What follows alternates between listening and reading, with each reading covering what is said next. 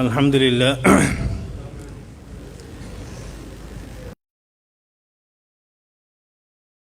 মুস্তাফা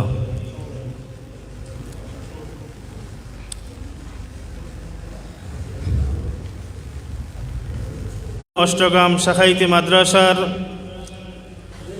ফুজালাদের সংগঠন আল ইমদাদ ফুজালা পরিষদের উদ্যোগে মুসলমানরা নির্যাতিত মুসলমানদের ঈমান এবং আকীদা সংরক্ষণের জন্য অনেক মুহূর্তে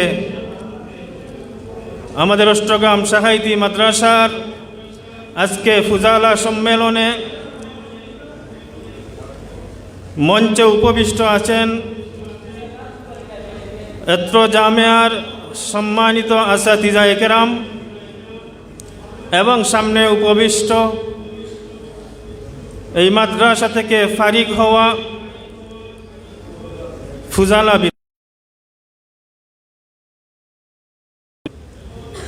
অত্র মাদ্রাসায় অধ্যয়নরত কোরআনের পাখিরা আজকে আমাদের কারণেও কিছুটা সমস্যা হচ্ছে, এরপরেও আমরা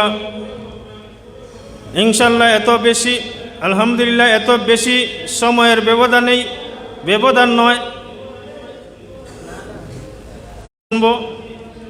তাদের কাছ থেকে আমরা জীবন পরিচালনার জন্য আমাদের জীবনের পাথেয় সংগ্রহ করব। ঢাকা এবং সিলেট থেকে যারা সামান্য আমাদেরকে স্মৃতিচারণ করার জন্য এখানে বলা হচ্ছে, আসলে এই অষ্টগ্রাম শাখাইতি মাদ্রাসা